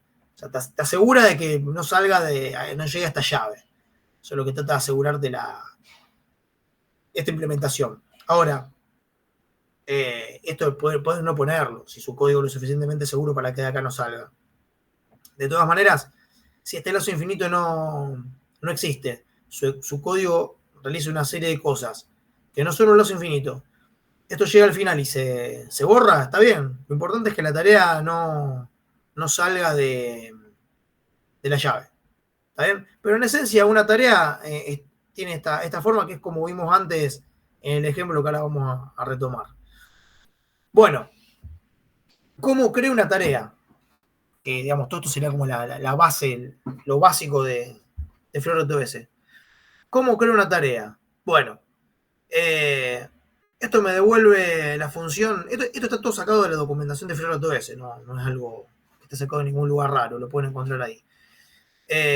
Me devuelve un base, formato un base type, en función de la arquitectura que esté usando. Me retorna un PDPass o un PDFail. O sea, pass si la tarea se pudo crear de forma correcta o un fail si la tarea no se pudo crear. ¿Cuándo es creada de forma correcta? Cuando la cantidad de memoria disponible en el heap, o sea, la memoria disponible en RAM de mi sistema, le entra, o sea, entra lo que la cantidad de espacio que yo estoy reservando para mi tarea. Y un fail, si por ejemplo la cantidad de memoria no fue suficiente para crearla, entonces no se pudo crear. Yo me tengo que esto puedo no leerlo, pero tengo que tratar de tomar algunos otros argumentos para saber si la tarea se creó de forma correcta. Entonces, primero que nada, ¿qué se le pone al principio? El nombre de la función. ¿Está bien? Entonces, dentro de los argumentos de la función xTaskCreate, el puntero de la función que implementa la tarea. Este es el nombre de la función que implementa la tarea. ¿Está bien? Esto dice pcname, nombre de la tarea. Ustedes me dirán, pero pará, ¿por qué acá pongo el nombre de la función y acá le pongo el nombre de la tarea? Esto que está acá es una cadena, un string. ¿Para qué se pone? Bueno, fines de depuración, no cumple ninguna cuestión de código, no cumple ninguna cuestión específica. Le ponen cualquier nombre. Es simplemente se están depurando para poder encontrarlo fácil, pero no tiene ningún objetivo funcional. Este sí, porque tiene que tener, este es el nombre de la función que ustedes van a implementar de la tarea. El stackDep es el tamaño de la tarea, o sea, la cantidad de datos, la cantidad de espacio en RAM que se va a utilizar en la tarea. Ustedes le pueden asignar. Una pregunta que se pueden hacer: ¿de qué tamaño? Les hago la pregunta, no les doy la respuesta. La vamos a ir tratando de elaborar juntos. ¿Qué tamaño le doy a una tarea? Bueno, uno le especifica un tamaño y tendrá que ver si es suficiente o no, y hay algunas herramientas en etapa de desarrollo para tratar de saber si el tamaño es suficiente o no. Parámetros, esto lo vimos antes, que era cuando yo quería instanciar una tarea en numerosas oportunidades. Puedo utilizar este argumento para entrarle con un argumento, datos a las distintas instancias de esa tarea. ¿Cómo hago eso? Ahora lo vamos a ver. La prioridad, acá yo le pongo el número de la prioridad que va a tener la tarea. Si va a ser 0, va a tener la prioridad idle, y si le pongo un número más alto será más elevado, un número. Puedo llegar a estipular, recuerden, este config max priority está en el punto H. A veces se suele poner el número máximo de prioridades es ese número -1, porque arranca de 0. Entonces, bueno, puedo tomar esto como referencia o usar una etiqueta para utilizar eso y darle una cota a la cantidad de prioridad que le doy acá. Y después esto que está acá, que es el task handle, es justamente un tipo de dato, pero es un task handle. ¿Para qué sirve? Bueno, se utiliza en determinados momentos para poder manipular o poder hacer referencia a esa tarea en determinadas funciones. Una que les puedo mencionar rápido, que ya vimos, es esta que está acá arriba. Btask delete. ¿Por qué? En este caso, lo comenté en la clase pasada, las tareas no tienen jerarquía. Una tarea no es más importante que otra en cuanto de cómo puede accionar una por sobre la otra. Una cosa son las prioridades, que las prioridades es cuál tiene más derecho de tomar el CPU cuando está ready, que está lista para ejecutarse. Eso es prioridad. Pero no hay una jerarquía de que esta función, esta tarea es más importante que otra. Porque hablamos de jerarquía, estamos hablando de quién puede hacer algo sobre otra y viceversa. Eso no existe acá. Entonces, una tarea puede crear una tarea. O sea, una tarea puede realizar la creación de una tarea, cualquiera. Y una tarea puede realizar la eliminación de una tarea, cualquiera. Entonces, en este caso, como yo les indiqué, esta función, cuando uno le pone null, significa que esta tarea se elimina a sí misma. Pero si yo acá, en vez de indicarle null, le indico un task handle, yo acá le pongo tarea 1, handle, le pongo el nombre, yo lo creo esto, primero creo el handle y se lo asigno acá. Cuando si yo acá le pusiese vtask delete y le pongo task 1 handle, esta tarea me borraría la tarea 1. ¿Está bien? O sea, por eso cualquier tarea puede borrar cualquier tarea. Tiene esa libertad. Entonces, la manera de identificar las distintas tareas para realizar este tipo de acciones, por ejemplo, es con los handles. ¿Está bien? Entonces, para eso me sirve. Bueno, con eso tenemos básicamente diseccionado la función del create de una tarea. No hay Profe, mucho más. Sí. un detallito minúsculo sin mucha importancia. Ahí creo que el nombre de PB Task Code, cuando lo escribiste ahí, la descripción quedó una P mayúscula además entre el P y el B. No. ¿Dónde? Ahí en el primer renglón abajo del cuadrito, ahí. Sí. El nombre de la variable quedó Ah, PB. acá. Sí. Ah, sí, acá. Ok, bueno, después lo borro. Sí, sí. Me quedó. Un detallito, Sí. ¿no? No, está bien, me sirve. Después lo corrijo. Igual seguimos avanzando y seguramente pueda haber más. Y después corrijo todo. Pero está bien. Eh, Está bien, ni me había dado cuenta. Escribo como hablo. Escribo mucho, hablo mucho y por ahí, bueno, se me pasó. Cualquier cosa que no te dé eso, dígame porque me sirve para ir corrigiendo. Bueno, de esto, ¿tienen alguna... Acá, yo creo que esto es una de las cosas más importantes de lo que voy a comentar ahora. ¿Tienen alguna inquietud de esto? Eh, todavía no, a ver, yo conecté la placa, no nos metimos en algunos proyectos todavía, pero quiero hacer unos comentarios. Yo creo que la clase que viene es donde más de lleno vamos a estar. Quiero posicionarme acá para lo siguiente. Esto que está acá es muy interesante, porque ¿qué pasa? Se tiene la idea de que, de lo cual es cierto, hasta una cierta versión de FreeRTOS, tareas de igual prioridad, las tareas que eran de igual prioridad, alternaban el uso del CPU cada un tick. O sea, cada tick del scheduler conmutaba a la próxima tarea, siendo la misma prioridad. Y eso puede o no ser deseado.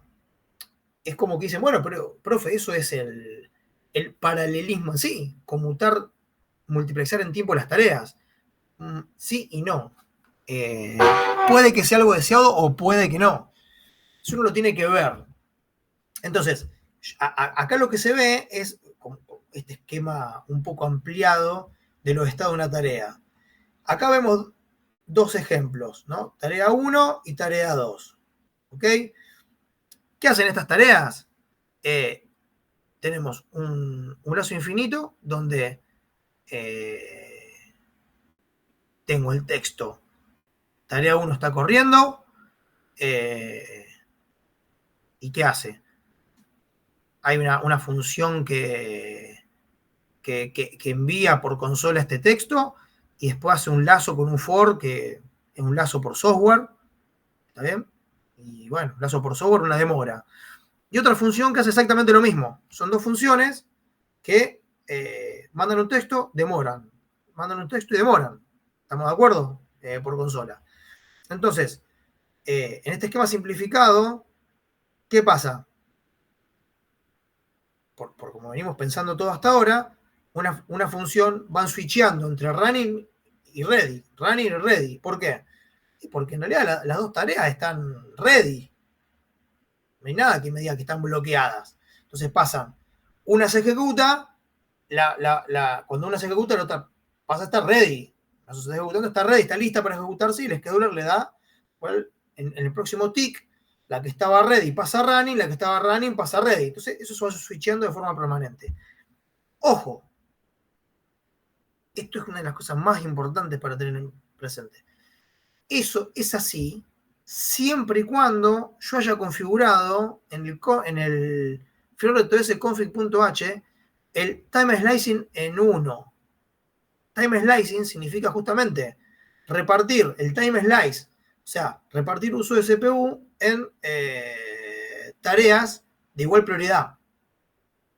Si lo tengo al 0, de hecho, los ejemplos que vienen para la KL46, o sea, usted agarra los ejemplos que están ahí, la mayoría están en 0 y algún que otro en 1. Casi ninguno está puesto con el time slicing en 1. Alguno que otro que sí, otro que no.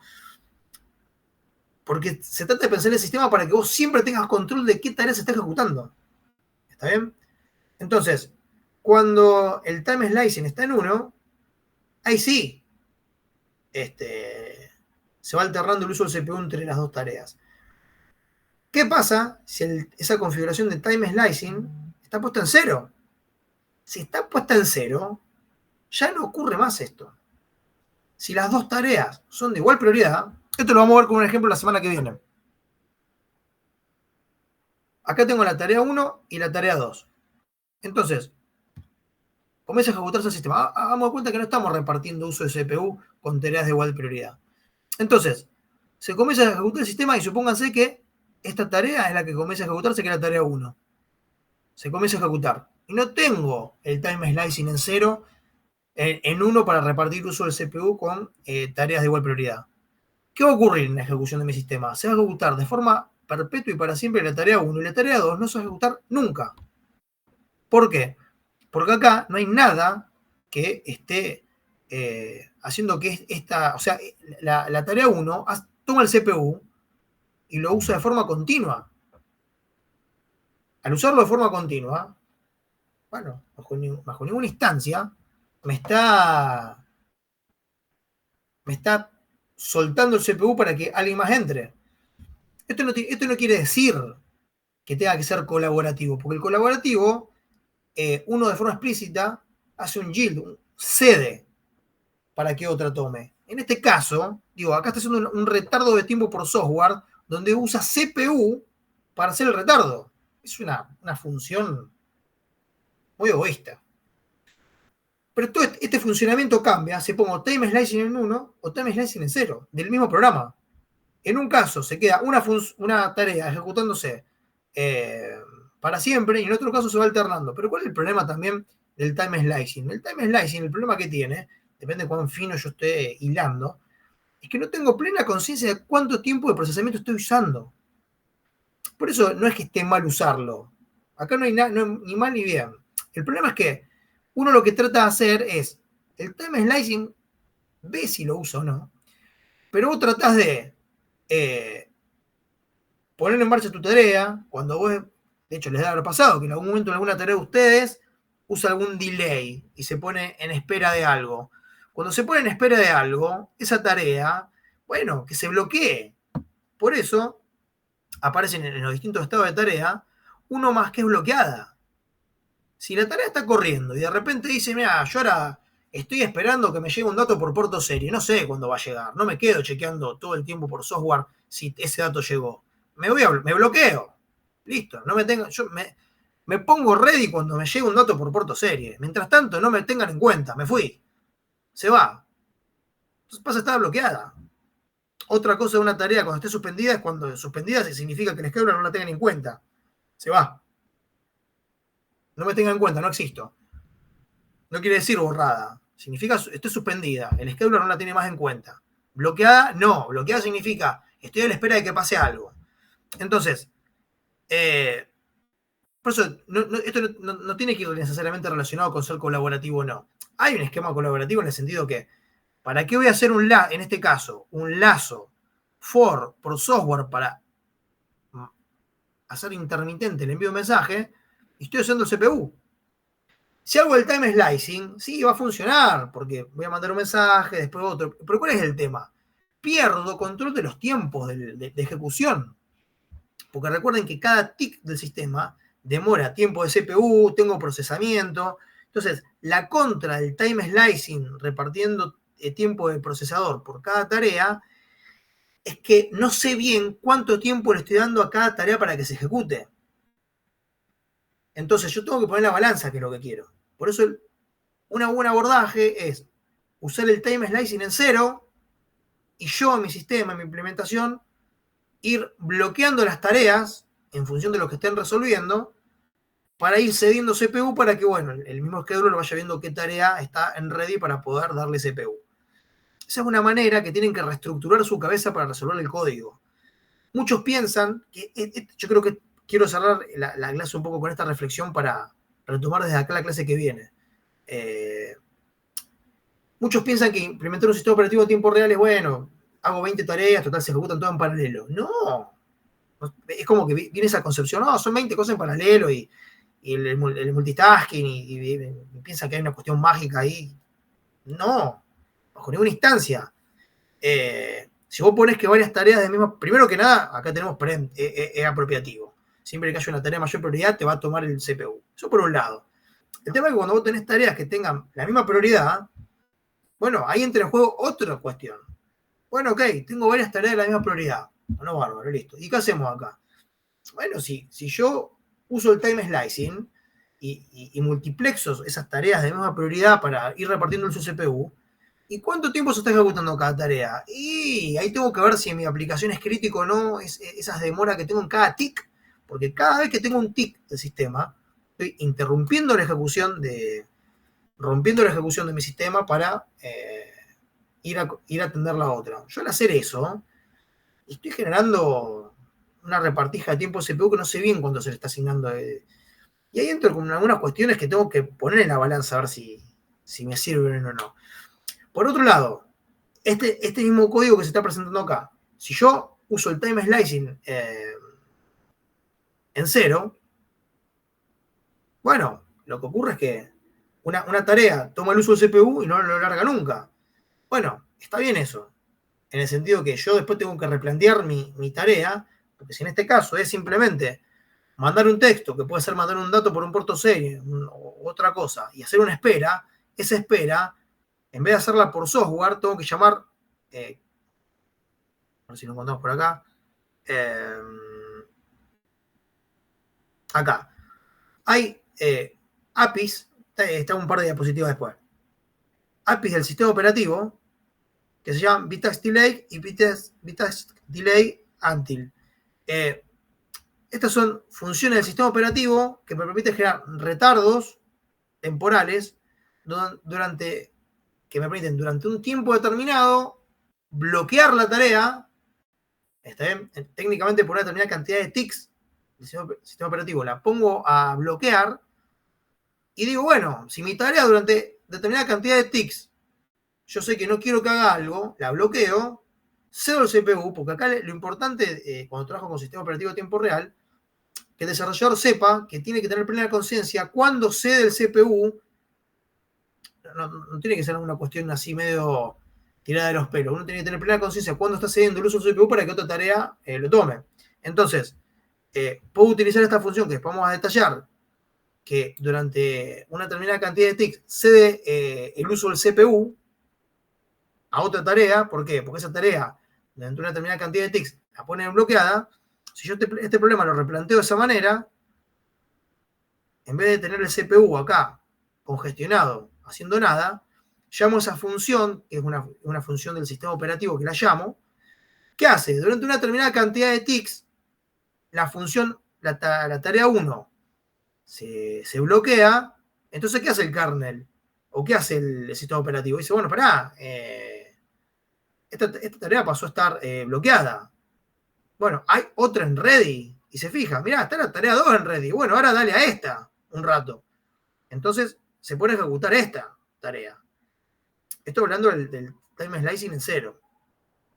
Entonces, cuando uno trabaja con el time slicing en 0, uno tiene que ver qué funciones del API del sistema operativo o qué recurso para sincronizar tareas utiliza para ver que esa tarea pase a estado bloqueado de tal manera que le dé espacio al scheduler o le avise, mirá, yo me voy a bloquear, así que fíjate si hay alguna otra tarea. Yo estoy esperando que pasen tantos ticks, o puede ocurrir que en vez de llamar una función de retardo, diga, bueno, estoy esperando que ocurra tal cosa y se espera un dato que llegue a algún lugar. Y mientras está haciendo eso, en vez de congestionar y acaparar el uso del CPU, pasa a estar bloqueada y le dice al sistema operativo, fíjate vos si hay alguna otra tarea que esté en condiciones de correr para que, bueno, vaya a resolver otra cosa. Bueno, ese es el multitasking también. Yo ya sé lo mío, listo, me quedo esperando que ocurra algún evento, o me quedo esperando que pase una determinada cantidad de tics. Entonces el sistema operativo se va, hasta incluso puede ocurrir que, en este mismo ejemplo, hagan de cuenta que reemplazamos estos lazos for por la función estas btask delay, que son, bloquean la tarea por un tiempo. Después lo vamos a ver con los ejemplos. Pero eso mismo, si yo lo hago, puede ocurrir con tareas hagan de cuenta que la tarea 1 es de mayor prioridad que la tarea 2. Esta tarea, a pesar de ser mayor prioridad, cuando entra ese bloqueo de demora, está bloqueada. El sistema dice, bueno, a ver, esta que es de mayor prioridad se bloqueó. ¿Y tengo alguna en ready? Sí, está la 2, que es de menor prioridad, pero está ready. Bueno, listo, dale CPU a esa. Ahí es donde aparece el sistema operativo. El sistema operativo se fija, bueno, esta tarea se está ejecutando. Listo, se bloqueó por el motivo que sea, listo. Fíjate qué otra tarea está ready de mayor prioridad. Esta, bueno, dale CPU a esa. Esas son las cosas que ustedes como desarrolladores no están haciendo. Ustedes no se ponen a buscar qué tarea. Eso lo hace el mismo sistema operativo. Pero sí, usted tiene que tener conciencia, porque en algún momento hablamos de tareas autónomas entre sí. Sí, en realidad uno puede hacer tareas autónomas entre sí y uno puede hacer todas tareas de igual prioridad. Usa el time slicing en uno y se va repartiendo el uso del CPU entre todas, pero ¿cuál es el tiempo efectivo de ejecución que tiene cada tarea si estás repartiendo uso de CPU en 10 tareas? ¿Se entiende? O sea, hace algo muy lento de ejecutar. Tengo 40 tareas y las 40 tareas se reparte el CPU con la misma prioridad, con el time slicing. Hay que ver cuán útil me termina siendo eso. Profe, a ver si me quedó claro. O sea, con la idea esta que vos estás planteando, o sea, no importa la prioridad que sea, que tenga, perdón, cuando esta tarea por algún motivo se bloquee o tenga algún delay o lo que sea, el CPU se da cuenta y va a ejecutar otra tarea. Y en caso que sea apropiativo, cuando esa tarea prioritaria vuelva a estar lista para ejecutarse, el sistema operativo le vuelve a dar CPU a esta tarea que antes se había parado. Claro. En cambio, con asignarle un tiempo a cada tarea por igual, en caso de que esta tarea por algún motivo se bloquee, el CPU sigue estando en esta tarea. Esa es la diferencia. No, la diferencia es la siguiente. El time slicing pasa básicamente cuando son tareas de la misma prioridad. O sea, que es un sistema apropiativo. Al ser apropiativo, siempre que haya una tarea de mayor prioridad, se le da la CPU a la que esté ready con mayor prioridad. Siempre. No importa que haya time slicing o lo que sea. Al ser apropiativo, la que tenga mayor prioridad, en el momento que esté ready, se le da la CPU esa. Siempre. Después, bueno, esa tarea de mayor prioridad que esté ejecutándose, si se bloquea, por ejemplo, llevando una función de retardo, como la que mencionamos recién, y se bloqueó, bueno, listo. El scheduler dice, bueno, mira, esta tarea de más prioridad se bloqueó. Bueno, fíjate si hay alguna otra ready, aunque sea menos prioritaria, pero fíjate si hay alguna otra para darle CPU. Si no hay ninguna, se va a la tarea idle y si no, le dará ejecución a otra tarea de menor prioridad. La de mayor prioridad, cuando terminó ese tiempo de retardo y pasa de vuelta a estar ready, el CPU le vuelve a dar CPU. El scheduler le vuelve a dar CPU porque es la de mayor prioridad. El tema pasa con el time slicing, pasa con las tareas que son de igual prioridad, porque ¿qué hace el scheduler con las tareas que tienen igual prioridad? Ese es el tema. Las tareas que tienen igual prioridad, si está puesto el time slicing en uno, bueno, reparte el uso CPU con las que tienen igual prioridad.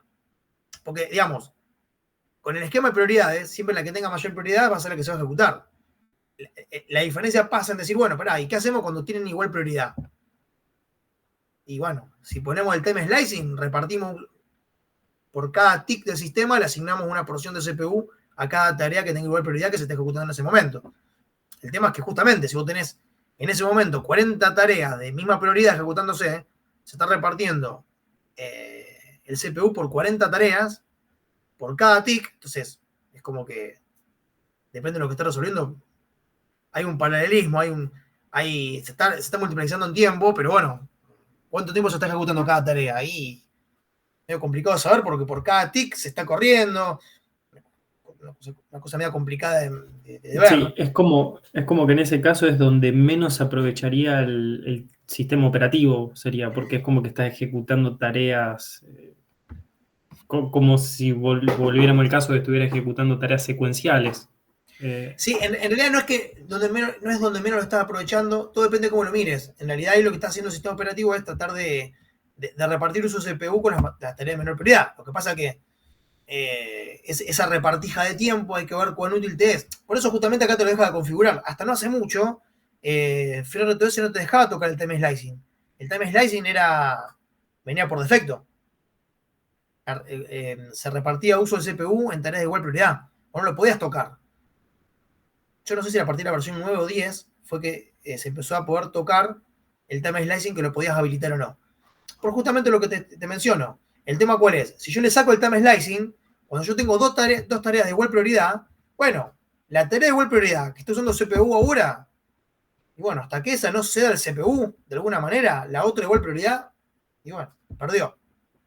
No va a tener CPU. O sea, la única manera que se repartan en el CPU tareas de igual prioridad es con el time slicing en 1, para que el mismo sistema operativo le asigne porción de CPU por cada tick, o si tengo el time slicing en 0, que las tareas de igual prioridad se vayan bloqueando, de tal manera que el schedule diga, bueno, se bloqueó, bueno, dale a la CPU a otra tarea que esté ready, que sea de igual prioridad, o de mayor prioridad, pero en este caso estamos hablando que sean todas de igual prioridad.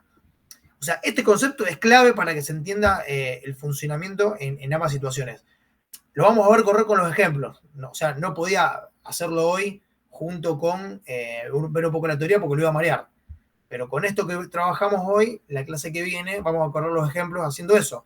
Vamos a ir cambiando las prioridades, vamos a ir con varias tareas cambiando la prioridad, cambiando el parámetro time slicing, y van a ir viendo cuál se ejecuta, cuál se queda afuera, y vamos a materializar todas estas cuestiones que vamos a ver si terminó de quedar claro en el caso de que no haya quedado tanto ahora. Con los ejemplos se tendría que terminar de materializar, espero.